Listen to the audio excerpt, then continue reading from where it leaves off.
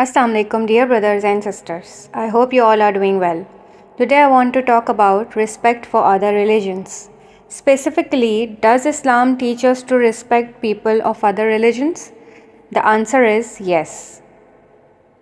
From the very start, Islam emphasizes compassion, mercy, and kindness. These are not just words, they are principles meant to guide us in every aspect of life. Respect for others, especially those who may believe differently than we do, is a central theme in the Quran and in the teachings of the Prophet Muhammad, peace be upon him. Let's consider a few examples. One verse in the Quran says, "To you be your religion, and to me be mine." What a powerful statement. It reminds us that faith is personal and that we should not judge others based on their beliefs.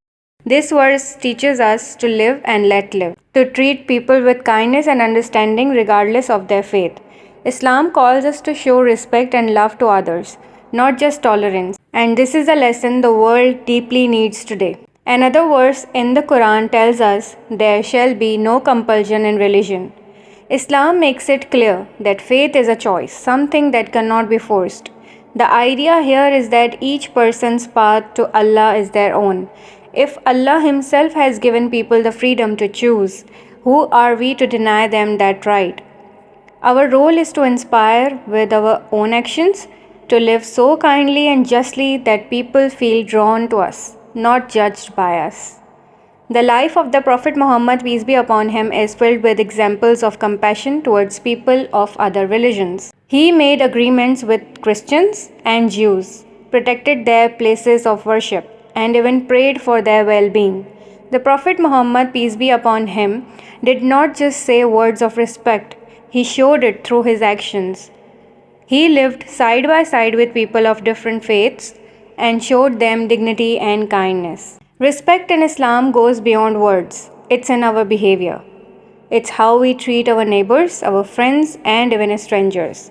It's about showing patience, understanding, and compassion. It's about building bridges, not walls. Imagine if every one of us practiced this today. Imagine a world where everyone, regardless of faith, treats each other with kindness. This is not just a dream, it is a reality we can create starting right now.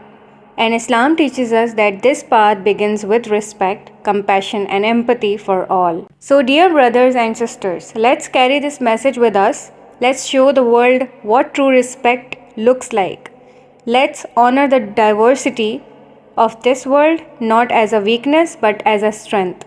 Because this respect is not only part of our faith, it's a part of our humanity. May Allah bless you all, and thanks for watching.